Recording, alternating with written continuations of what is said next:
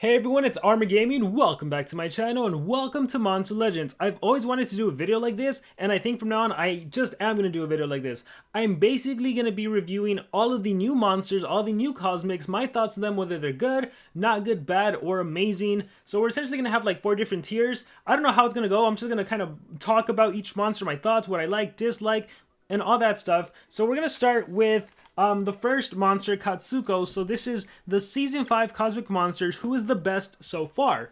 So Katsuko, the thing about this monster is he is basically a taunt killer, and I think this monster is a little underrated because when you look at his monster sheets, it's honestly kind of lame, right? But the thing you gotta consider about this monster is that he is a light monster, and a lot of the meta monsters happen to be dark monsters. Vampirastro, Lindworm, Shelly. Okay guys, so because some of the main meta monsters happen to be dark, the fact this monster is light and is a team race monster that a lot of players did get ranked up, he is a monster you could utilize not just to kill taunt monsters, Bombeta, Daedalus, and Shelly, but you can also knock out lots of dark monsters with that 50 damage attack. So he's also immune to possession, which is useful. I wish it would have been immune to corruption as well, especially because one of the other Season 5 monsters has a corruption skill. You have Hardened, which is a nice umbrella trait, and then the Status Caster single shield. It helps with his tankiness, but at the same time, we live in a meta where Vampirastro exists and other monsters exist that basically remove any status caster you have. So positive effects from the beginning, they don't really help out that much. So honestly, the trait is a little Stats wise, he's okay. The relics, I am not the biggest fan of them, but because he can hold 2 shield relics, you can put double Vanoss 2099 shield, which is the same as Laser Beam Sword. So further increasing a punch with this monster. So he can kill taunt monsters, which are in the meta, and he can kill dark monsters, which are in the meta. So for that reason, I would say he's a little underrated. He's not the best attacker, but he is pretty good, at least as of right now. Whether or not people actually utilize him that much, I guess we'll see. Going through the skills, I don't like that 25% chance of instantly defeating an enemy. I think it's unique, but I think it's overall pretty lame. You really shouldn't run that. Henka is the main skill you're going to use to kill Megataunt monsters, and especially first you're going to taunt Hater, give yourself an extra turn. And then I also do like that his skill, when he damages, like Inashi, that gives a 50% shield to all of your team, and so does the other attack, Yorikiri, that also gives a 50% life shield to all of your team. So, not bad at all. So, I would classify this monster as good and underrated. The next monster we have is Binxin. This is a reindeer dragon-looking monster, and this is the free-to-play monster, the free-to-play Legends Pass monster of Season 5. Honestly, he's vanilla to me. I know some players really like him. I don't think he's great. I wouldn't even say he's good. He's okay. He's vanilla. Life is weak, however, he can revive, so any monster that has a revival essence, that definitely bumps them up. Trait-wise, he's immune to freeze. That doesn't really help in the current meta. I would say it does help against Letterless, another Season 5 monster.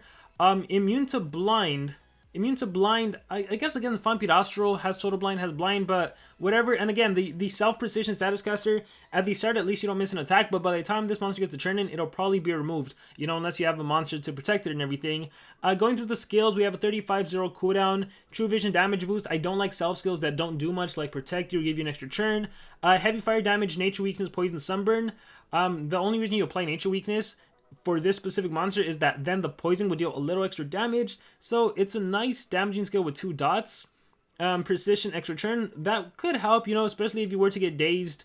You can't get blind, so really if you were to get dazed or maybe sunburn, you could give yourself that increased accuracy so you don't miss your next attack.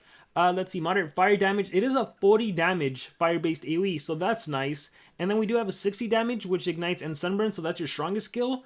And then you have a 40 fire-based AoE and ignite. So, yeah, he looks good on paper, but when I see him, I'm like, I don't know, maybe it's just vanilla attackers, they don't really do much. For an attacker to really stand out, it does have to be like they start the game off with Pierce at the start of the battle, like a Vanoss, right? They have to do more, they have to have ET skills. Vampirastro, for example, even though she has blinding and total blind, she can realistically be used as an attacker, and she's one of the best attackers.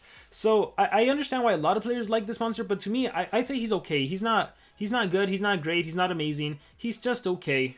Letterless is the next monster we have. This monster is immune to bleed, has abomination, and true vision. The only thing I can give him for being immune to bleed is that it does counter the whole Master Masher Ulrika combo that gives you bleed hater and then a skill that does bleed before damaging. So hey, you're protected against that. That evolves into abomination, which protects you against corruption and possession, bleed and nightmares. So again, this kind of counters the likes of Master Masher and any future monster that has corruption and possession, and then True Vision Status Caster so you don't miss any of your attacks. This monster has the Revival Essence as well, so if he dies he comes back to life, and a Trap which can drain enemy stamina.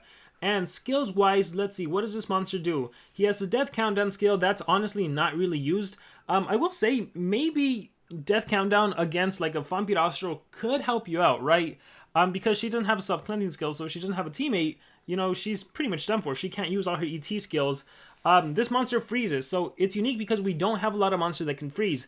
Henrich freezes, he has a single freeze skill, and last time I forgot to mention Pulsas. We actually have an earth monster named Pulsas who has freezing capabilities as well, and the other monster that can freeze is also Varupapa. He does freeze and stun. So freezing is unique, and you know, we just saw a monster that was immune to freeze. There's another death countdown skill. We have our AoE freeze, walking over graves. We have a space-time and True Vision, so True Vision makes so you don't miss your attacks. We have a 50% chance of applying stun to enemies and a 3-turn death countdown, so very similar to Varupapa in terms of freezing and stunning. If this monster, so this monster at rank 3 has True Vision, that essentially makes the death design 100% chance to stun. So if you have this monster at rank 3, and because he's the multiplayer monster, I think getting him to rank 3 is going to be really easily. You do have a monster that can either AoE stun or AoE freeze. So in a normal meta, this monster would be incredible, right? He's pretty fast too, and the fact that he could stun or freeze, that is awesome, especially because, let's see, yeah, the stun skill actually does a death countdown, so it'd be turn 1 AoE stun, turn 2 AoE freeze. They have one more turn before they die. In a regular meta, this monster would be good. The biggest issue is that the current meta, once again, revolves completely around Megataunt and 2 allies. Megataunt and then someone to cleanse, and a denier. Megataunt, attacker. So because the current meta exists of Megataunt, this monster going first in the turn order is not going to be able to do anything. Yeah, you might freeze a Shelly, you might stun a Shelly, but that's all this monster can do, which sucks. The only way to use this monster would probably be to have a Megataunt monster in your team, have someone that can cleanse, and have this monster going last in the turn order. So it would have to be like, for example, a Bomb Beta running a life and 2 team speed, we'll just say Tabora. A Tabora running 1 speed, 2 team speed, and this monster running all team speed, and just to have him go last and freeze and stun. And in that case, you kind of lack a win condition, right? Yeah, you can apply the death countdown, but that's it. All your Tabora would be able to do is quicksand and stuff like that. Yeah, just really quicksand, trade disabling, so you lack a win condition with this monster. I will say, in a war scenario where this monster can actually go and there's no Megataunt monster, then you have a fast denier that can either freeze or stun, which is good. So when we look at the skill sheet, he's actually a good monster, but for the meta, he just doesn't stand out, unfortunately, and that's the same as all deniers, honestly. So unless denier can do something crazy, right? We look at Lindworm. He has curse. He can curse and turn monsters into a baby, which in the Megataunt era turns a Megataunt monster into a baby, so now you're free to attack the other allies, or you can turn transfer into someone that can actually deal with Megataunt. So that's what we really need in the game. These monsters, Varupapa, Letterless, that just rely on denial, they're not going to stand out. So I would say this monster is actually good, but in the current meta, he's unfortunately unusable. Next up is Ulrika. She has a great power stats. She is hardened and she's immune to control. The immune to control is super nice, right? She's not getting denied with conventional denial. She has a self-status caster damage increase at the start of the battle, making her even stronger than a lot of the other attackers. That being said, looking at just a skill sheet, and if you don't pair her up with her brother or with her dad, I would say I'm not sure how I feel about the monster. I personally really like using her. However, I only really used her with either Lupin or Master Masher. And the fact is, with Lupin, you make the enemy weak to physical attacks, and then you pack a punch with your physical-based attacks, right? Especially because of that damage increase. If you partner this monster up with Master Masher, then you get Bleed Hater, and you're pretty much always OTKing. So, partnered up with her brother and her dad, she is by far one of the best attackers, because they were meant to synergize. Put her by herself, and I honestly can't say how good she is. And the reason I say that is, if you look at the skill sheet, the strongest attack she has is Pummel, which is a 40 damage skill. 40 damage, that's all it is, that's weak. Now again, you do start the game off with a self-damage increase, which essentially makes it like a 60 damage spawnable attack on a 16 stamina cost, which does seem a little nicer, especially when you consider the fact that she can actually hold a Sword Relic, Laser Beam 2099 sword, and a Shield, Vanoss 2099 sword, making her pack an even bigger punch. So she definitely has some power output, but as a standalone monster, I'm a little iffy to say she's that crazy good amazing. I'm looking at some of her other skills. She's a little unique because Predator, for example, doesn't require any stamina, and that applies vulnerable before dealing nature damage. So you can think of this as a 30 damage attack that is completely spammable. Wild Charge removes shield and deals low physical damage, which against a Shelly, you know, if Shelly resurrects and applies 100% life shield, this skill would remove the shield and then deal damage. So she might be able to kill a Shelly that resurrects, so that's pretty nice as well. But looking at the other skills, a 30 damage AoE that removes shields. She has 2 self skills, New Moon and Full Moon. New Moon actually gives her evasion for 2 turns, which is pretty unique. We normally see evasion only for 1 turn. So there's situations where you can go first with this monster, you can set up the evasion, and then when you turn transfer into her, if the enemy has a hardy and tries to kill you, your evasion is still up, so you're safe, and then you can essentially attack back. So that could definitely be quite useful. Full Moon deals triple damage, and that actually also lasts for quite a bit if I'm not mistaken, so then you can just turn transfer into her, and then she can also pack a punch with that triple damage. But again, as an independent attacker, I'm a little unsure how I feel about the monster. I'm actually curious to hear your guys' opinions. If you don't synergize her with her brother or with her dad, what do you guys think about Ulrika? I think I'm gonna go ahead and say she is a... Oh, by the way, the ultimate is phenomenal. That ultimate kills triple damage and then deals insane physical damage. All the enemies are gonna die with that skill. So I think I would say she's good. I don't think she's amazing. I don't think she's OP. I think she becomes amazing and OP with her sibling and with her dad. But on her own, I think she's good, but not top tier. I think that's what I'm gonna go with. But I'm curious to hear what you guys think about this monster. Moon Ming is our next monster, and this is the fastest monster in the game. That chart is wrong. His speed stat is actually not 5984. He's actually 6006. Once again, the fastest monster in the game, hands down. Moon Ming, unfortunately, is not a good monster. In the normal meta, before there was Megatons, this monster would have been your go-to anti-meta monster. Can protect your monster against getting stunned, frozen, possessed. But in the current meta, I'm sorry, he's just useless. Looking through his skill set, again, he has a skill that gives immune to stun, he has a skill that gives immune to freeze, immune to possession. You also could add in a blind, burn, and daze immunity. But really that's it. He's supposed to be anti-control, and he himself is immune to control at the start of the battle. But unfortunately, it just doesn't help you out in the current meta. Again, in a war scenario though, if you are not battling Megatons and there is an enemy monster, all things being equal, if the enemy monster would typically deny you, this monster is a hard counter to that. So he would normally be good, but unfortunately he is not good. This monster, like some of the others we reviewed, can also hold a revival essence, so that's always nice. Actually, one of the skills I really liked about this monster is water flexibility, which removes negative effects and applies stamina regen. 0 stamina, 0 cooldown. So if you get hit with CDA and have no stamina, you can always cleanse negative effects from the enemy and give that monster stamina regen. I thought that was really cool and unique. I really liked that skill. That was probably my favorite thing about reviewing this monster. But I mean, realistically, he doesn't work out that much. He does have an evasion extra turn skill, which is also pretty cool. But again, you can't really follow up with something to stop the enemy, right? You really can't. So that's unfortunate. That is unfortunate. Again, in a war scenario, if there's no Megatons, if there's a fast denier, all things being equal, you should be faster and you can deny. But for the most part, in this current generation of Monster Legends, he is not a good monster. Onwards to Master Masher. I love this monster. He is one of my favorite monsters I've ever seen. I almost bought the exclusive pass because of Master Masher. I would say he is definitely a very, very good monster. I wouldn't call him OP, but he's definitely very good. If this monster would have had a revival essence instead of the trap relic, I think he could have potentially been on par. Nah, he probably still wouldn't have been as good as Lindworm, but he could have been up there. Amazing speed stat, life and power doesn't really matter. Oh, I guess it does since he doesn't have revival. Again, that's why I said if this monster could have revival, he could have been great. Rank 0 is immune to sudden death. Torch immunity is good because then you would have to brute force this monster. You couldn't just apply a sunburn and ignite, all that stuff. The rank 3 self status caster cooldown protection I think is really useful, especially typically when you battle in a PvP. For example, if the enemy has a Megataunt, a Tabora, and a Kodama, you know, typically it's if you bring a Megaton monster, that Tabora will remove your Megatons, and then the Kodama would go and activate cooldowns. So the fact that you start off with a self-status caster cooldown protection, that would help you from getting CD8, and then you'd still be able to attack and follow up and do stuff. So yeah, the cooldown protection really helps. Again, relics are staff and trap. I don't like the trap relic. Man, if he had revival, he could have been top tier. Moving on, let's see. So this monster, the reason he's so good is because he has 2 forms of deny. He essentially does corruption. Where's that skill? Bad Moon Rising deals Corruption, which again will bypass any monster that is immune to possession, and you Stamina Leak on top of that.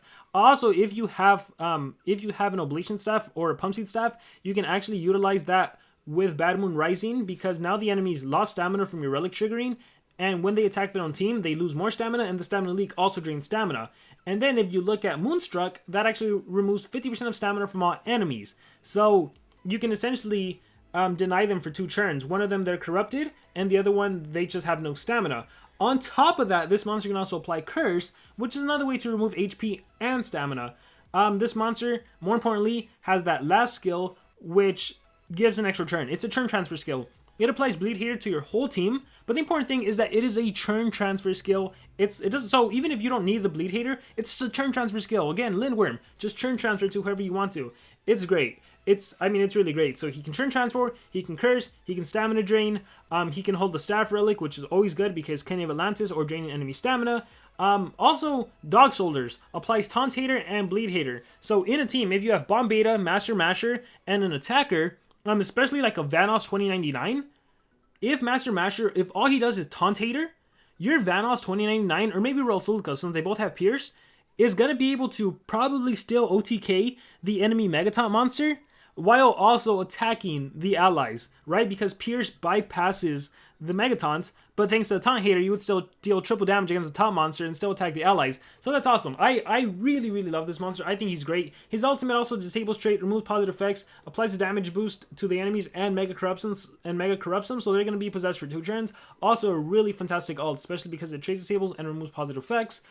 So I would say he is top tier. Still not OP or anything. Not as good as Lindworm, but top tier. Lupin is our next monster, and this monster, I would also say, if instead of the mask, he had a staff relic, which is funny because he actually holds a staff, this monster could have been as good as Lindworm. He's faster than Lindworm. This is actually the 2nd fastest stat in the game, 5984. You know, it's tied with a couple of other monsters, Ferris, Vampirastro, Ignis. The only other faster monster is the Season 5 Moon Ming, who sucks, so that doesn't matter. But super fast, faster than Lindworm, can turn transfer, and this monster's turn transfer is like no other. This monster's turn transfer removes all negative effects from your whole entire team before turn transferring. How cool is that? Doesn't matter if your monster was dazed, blind, or anything, immediate turn transfer. That's awesome. He's also unique in the trait, the immune to blind. It's honestly whatever. Once again, his turn transfer skill is like negative effects gone. He can block resurrection. That's always useful. There's not really a meta cosmic that resurrects.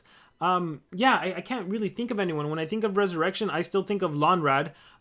So the block resurrection I think will become more important later on once we get more resurrecting monsters. The reverse healing I think is really cool because that counters relics. Right, a lot of times you trigger a relic when it drops below 50% or at the end of a turn.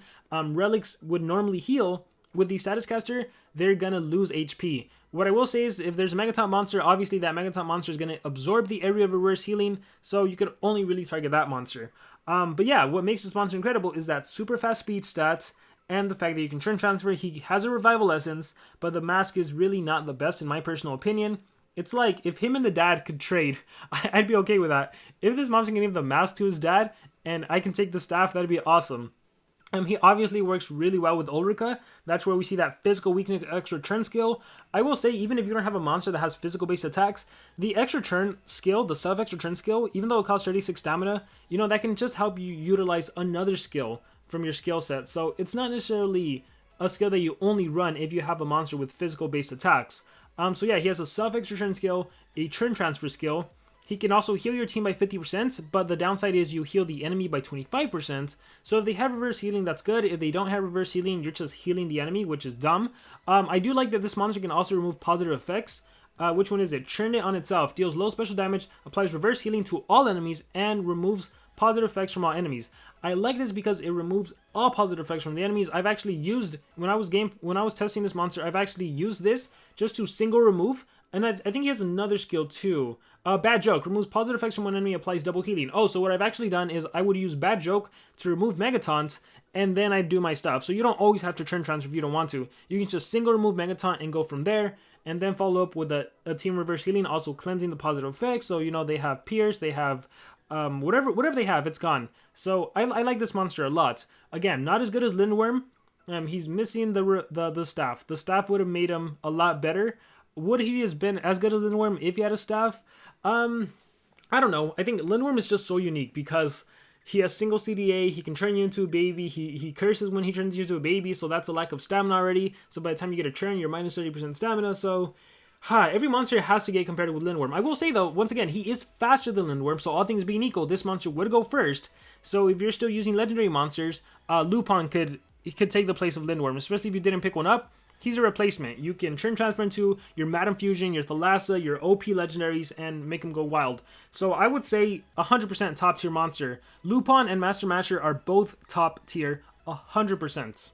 Now we have this guy. Guys, I'm gonna save you the trouble. Terrible monster.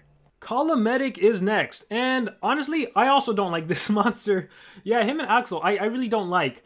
Looking through this monster, Abomination trait is useful. Black Resurrection is going to be useful, I think, in the future. The Self-Protect trait, I don't think matters at all. The only monster that does trait disable that comes to mind is Tabora, and Tabora removes positive effects before trait disabling, so you would lose the Self-Protect trait, and then you'd still get your trait disabled, or status caster, so it doesn't even help. Armor and Mask, tankiness, right? Looking through the skills, nothing really stands out. You know, the one turn cooldown is a 30% heal. Who cares? He can drown, heals allies by 30. It's a nice support skill, precision damage boost, and 30% heal. But like, would you really put this monster in your team and occupy a slot? I wouldn't. He does have the Thunderphobic shield, so that's cool. But other than that, he doesn't really stand out to me. I don't know. Maybe I'm wrong. What do you guys think about Clements? Heals one ally by 50% damage boost and Thunderphobic shield to one ally. Removes negative effects from all allies. Applies trait protection and life regen. See, I like that, but just because it's a cleansing skill. But I wouldn't recommend this monster. And of course, we can't forget about Laser Beam 2099. It's funny, in the Monstergram, he's nowhere near the other Season 5 monsters. So this monster, like Ulrika, is also immune to control. This monster has Hardened, and at Ring 3, you get a random Elemental Hater. What I will say about that random Hater is if you happen to get lucky and just have what you're facing against the enemy, you are good to go, right? This monster, if you're lucky enough, could potentially take down a Shelly, could potentially take down a Bomb Beta on his own, just because of that random element hater. He also has a self skill, Never Dislike, which applies a random hater and gives him an extra turn. So if you have this monster at Ring 2, you do have a higher likelihood to get that hater you want against the enemy. In my testing, I've always been super unlucky, but it's a fun mechanic to play with. In terms of the skills he does have a 45 damage AoE. You know, typically we see 40, although typically we see 40 plus some sort of adult. This is just a nice heavy magic 45. So against the Megaton monsters, that can definitely pack a punch. Kill Record deals 60 damage as well. You have Watch This Meme, which I don't think realistically you would be able to run. You might argue that you could do Watch This Meme, get 3 random haters, and then turn transfer into him, but I don't think that's that realistic. He has another AoE bleed skill. He has a one-turn cooldown metal curse skill. So kind of like I said with Binxin, the thing about attackers is unless they're super standout crazy, I don't think they're that good in the meta. This monster is immune to control, and this monster does have random haters, which is unique, but not super standout crazy. He can also hold sword and armor, so you can definitely increase his power output with the laser beam, and then armor just increases survivability. Overall, though, I'm hesitant to say that he isn't good. I think he's in between good and okay, but I don't think he's definitely not super strong, powerful, OP or anything like that. Again, he's kind of an RNG monster. Like, if you get the hater, he's incredible.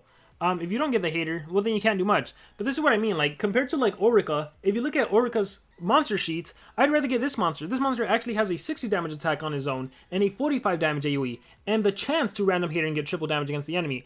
Ulrika, on the other hand, has a Spammable 40 as the strongest attack and, like, a 30 damage AoE. So, in terms of just comparing the monster sheet and the skills, Laser Beam definitely packs a bigger punch. But then when you incorporate the fact that Ulrika starts the game off with a 50 damage boost at the start, and that's guaranteed, you know, now you also have a 45 damage AoE, and then you also have a 60 damage skill, at least until you keep the damage boost. But yeah, just attackers, unfortunately, are just not that incredible, amazing, or anything like that. So, yeah, so, I don't know, I felt like I was supposed to rank every monster, but I really also can't, because there's not, it's just hard to compare. So Laser Beam, I'll just say again, he's in between good and okay. Not the worst, definitely not the best. And so I would say overall, the best monster of the Season 5 as of right now, I'm gonna have to give it to Lupin because he can resurrect, because he's the fastest, not counting Moonming, again, Moonming sucks. He's the fastest of the bunch. He can churn transfer. So Resurrect, churn transferring is what makes this monster stand out above the rest, right? And obviously with his sister works out amazing because it can do physical weakness against the enemy. The next monster, and I was almost deciding between these two, but to be honest, the way the game is played right now, you're really just turn transferring on turn 1 into the monster that can deal with it, right? Like you Lindworm into a Vampirastral to deal with Megatons and total blind the enemy attacker or denier. That's really the strategy. You, if you have legendary, OP legendaries, you turn transfer into them and you let them go crazy. And again, he can actually resurrect with his relic, whereas his dad unfortunately can't. Utility-wise though, Master Masher has a better utility than Lupin because he can turn transfer, he can stamina drain, and he can do corruption. So skill set wise, I actually like Master Masher more than I like Lupin, but overall Lupin is faster and can resurrect. But Lupin I would say is the best, followed by Master Masher, and I think you can really debate between these two.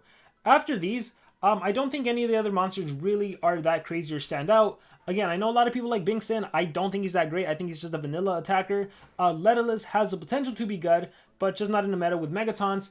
And Ulrika, I'm hesitant to say she's incredible because when you look at her monster sheet, she packs a punch, but on her own, I think we're going to see how many people actually use this monster on her own. Once again, keeping in mind that attackers are not really utilized unless they do something crazy. And as for everyone else, definitely no. Definitely no. Calomatic also no. And Katsuko, oh yeah, Katsuko, he is underrated. I think he's actually is good. He's just underrated because, again, looking at the monster sheet, it's whatever. But when you incorporate the fact that dark monsters are meta right now and he is light monster, he can pack a punch against them and he can kill the top monsters who are also meta. Also, he's in the winter book. I imagine a lot of players do not have a good cosmic winter monster, so he's going to be your go-to winter cosmic. So he's my underrated of the season so far. So, and Laser Beam I already said, I'm not sure what to really say about him. So with that being said, guys, that is going to be it for this video. Pretty long, but I went through a thorough explanation of all of them, so I'm curious, what do you guys think? Do you agree, do you disagree with who I think is the best? Who do you like overall? Hopefully this also helps you with the Aero Duels. I'll be making a video about what monsters I think are going to be good in the Aero Duels, because the Aero Duels is a whole different beast and animal. Like, for all we know, I laughed at Oxomech, but he could, potentially the taunt trait could be used. Who am I kidding? People are just going to use the wolf pack and destroy everyone. It's going to be Lupin running 6 team speed Lupin, and then you're just going to turn transfer, triple damage. This era is going to be no fun. It's just going to be turn transferring unless we get an anticipation monster in the last few days of the season. It's going to be no fun. Alright guys, I hope you enjoyed. Let me know what you think about it in the comments below. Thank you very much, and remember to subscribe.